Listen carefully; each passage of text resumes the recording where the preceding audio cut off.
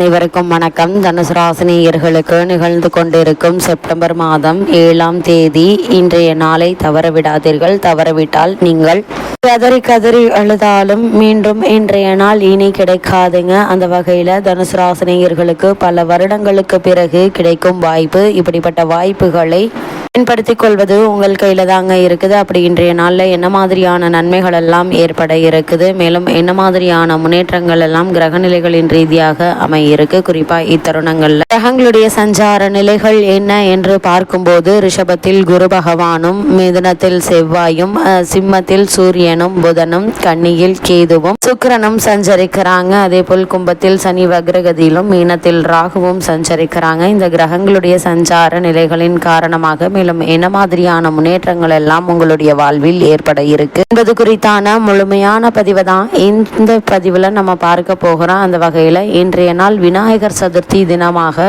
நாடு முழுவதும் மிக விமர்சையாக கொண்டாடப்படுதுங்க. அதாவது விநாயகர் சதுர்த்தி விழா தமிழகம் மட்டுமில்லாமல் கர்நாடகா, ஆந்திரா, தெலுங்கானா, மகாராஷ்டிரா உள்ளிட்ட மாநிலங்களில் வெகு விமர்சையாக கொண்டாடப்படுவது வழக்குங்க. பல இடங்களில் பந்தல் அமைத்து விநாயகர் பலவிதமான சிலைகளை நிறுவி பூஜை செய்து வழிபடுவார்கள். பிறகு 10 நாட்கள் உற்சவம் முடிந்ததும் அந்த விநாயகர் சிலையை ஊர்வலமாக கொண்டு சென்று கடலில் அல்லது நீர்நிலைகளில் கரைப்பார்கள். இதனால் நம்முடைய வாழ்வில் நம்முடைய வினைகள், துன்பங்கள் அனைத்தும் கரைந்தோடிவிடும் என்பது ஐதீகங்க. அதேபோல் விநாயகர் சிலையை பொறுத்த வரைக்கும் 3/4 அடி துவங்கி பல அடி உயரம் வரையில் விநாயகர் சிலைகளை நிறுவி பக்தர்கள் பூஜை செய்வார்கள். விநாயகர் மீதான பக்தியை வழிகாட்டும் விதமாக சாதாரண மக்களும் தங்களின் வீடுகளை பல விதங்களில் அலங்கரித்து விதவிதமான விநாயகர் சிலைகளை வாங்கி வழிபடுவது உண்டு. வெள்ளை நிற விநாயகர் வாங்கி வழிபடுவது அதிர்ஷ்டத்தை தரும் என வாஸ்து சாஸ்திரம் சொல்லுகிறது. கிருஷ்ண ஜெயந்தி முடிந்த கையோடு நாடு முழுவதும் விநாயகர் சதுர்த்தி கொண்டாட்டங்கள் துவங்கிவிட்டன.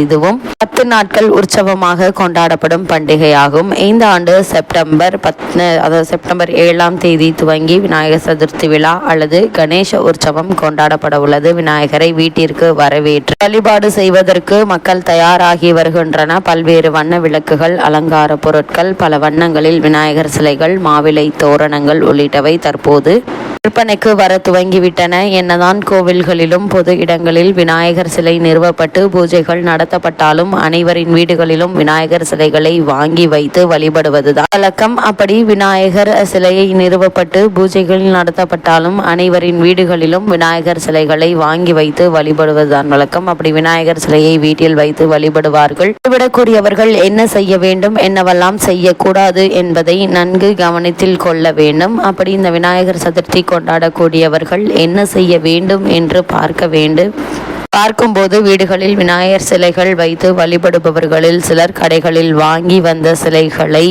வழிபடுவார்கள். இன்னும் சிலர் தாங்களே செய்து வைத்த விநாயகர் சிலைகளை வைத்தும் வழிபடுவார்கள். ஆனால் எந்த சிலையை வைத்து வழிபட்டாலும் அன்றைய தினம் விநாயகருக்கு கண்டிப்பாக தலையில் கிரீடம், குடை வைக்க வேண்டும். தலையில் கிரீடமோ குடையோ இல்லாமல் விநாயகர் விக்கிரகமானது முழுமை பெறாது. இவ்வாறு கிரீடம் வைத்து வழிபடுவதால் அதிர்ஷ்டமும் நன்மைகளும் வந்து சேரும் என்பது ஐதீகம். அது மட்டும் இல்லாமல் கடையில் வாங்கிய விநாயகர் சிலையாக இருந்தாலும் சரி, வீட்டில் செய்த விநாயகர் சிலையாக இருந்தாலும் சரி, விநாயகர் அமர்ந்த நிலையில் இருக்கும் சிலையே பிரதிஷ்டை செய்து வழிபட வேண்டும். அதே போல் கண்டிப்பாக செய்ய வேண்டியவை என்ன விநாயகர் சதுர்த்தியில் என்று பார்க்கும்போது, விநாயகர் சிலையில் விநாயகருடன் அவரது வாகனமான மூஷிகமும் அவருக்கு மிகவும் விருப்பமான மோதகமும் கண்டிப்பாக இருக்க வேண்டும். இதனால் வீட்டில் பாசிட்டிவ் எனர்ஜி நிறைந்திருக்கும் என கருதப்படுகிறது. விநாயகர் சிலைக்கு சிவப்பு நிற ஆடை அணிவித்து விநாயகரை வீட்டிற்கு வரவேற்க வேண்டும். விநாயகர் சிலையை வீட்டின் கிழக்கு, மேற்கு அல்லது வடகிழக்கு திசைகளில் மட்டுமே ஸ்தாபனம் செய்ய வேண்டும். பலவிதமான பாடல்கள் பாடி மணி ஓசை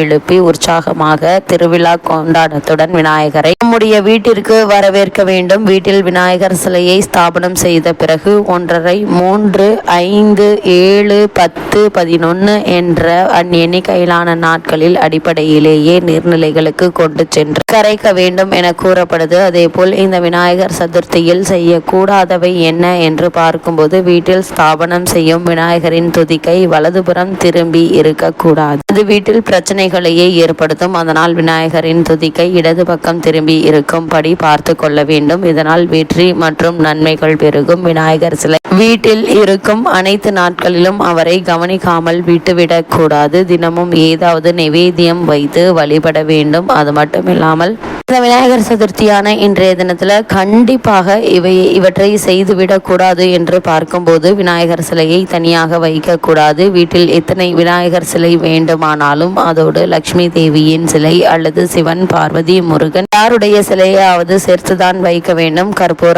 ஆராத்தி காட்டி பூஜை செய்யாமல் விநாயகர் சிலையை எடுத்து சென்று ஒருபோதும் கரைக்க கூடாது. வீட்டில் விநாயகரை ஸ்தாபனம் செய்த பிறகு வெங்காயம், பூண்டு உள்ளிட்ட தாஸ்மீக உணவுகளை உட்கொள்ளக்கூடாது. சாத்வீக உணவுகளை சமைத்து விநாயகருக்கு படைக்க வேண்டும் என கூறப்படுகிறது. இப்படிப்பட்ட இன்றைய நாள்ல தனுசு ராசினியர்களுக்கு என்ன மாதிரியான சந்தர்ப்ப சூழ்நிலைகள் உங்களுக்கு அமையிருக்கு என்று பார்க்கும்போது, இந்த காலகட்டத்தை பொறுத்த வரைக்கும், குறிப்பா இந்த விநாயகர் சதுர்த்தியான இன்றைய நாளை பொறுத்த வரைக்கும் குடும்பத்தில் நிம்மதியும் மகிழ்ச்சியும் காணப்படுங்க. பொருளாதார வசதி திருப்தி தரும் விதமா அமைய இருக்குதுங்க. பெண்மணிகளுக்கு மிகவும் மகிழ்ச்சியான வாரமாக இக்காலகட்டம் அமைஞ்சிருக்குதுங்க. பதவி உயர்வும் மோதிய உயர்வும் உங்களுக்கு கிடைக்க இருக்குது. சக ஊழியர்கள் உதவி செய்வாங்க. 5க்குரிய செவ்வாய் உங்களுடைய ராசிக்கு 7ஆம் இடத்திலிருந்து ராசியை பார்ப்பதும் ராசிநாதன் குரு உங்கள் ராசிக்கு தன குடும்ப ராசியை பார்ப்பதும் சுக்கிரன் 10ஆம் இடத்தில் கேதுவோடு இணைந்து திருப்தி தருவதும் நன்மைகளை செய்யுங்க. மேலதிகாரிகள் உங்களுக்கு ஆதரவாக இருப்பார்கள். உங்களுடைய ராசிக்கு 3ஆம் இடத்தில் சனி நன்றாக பலத்தோடு இருப்பதும் 10ஆம் இடத்தில் கேது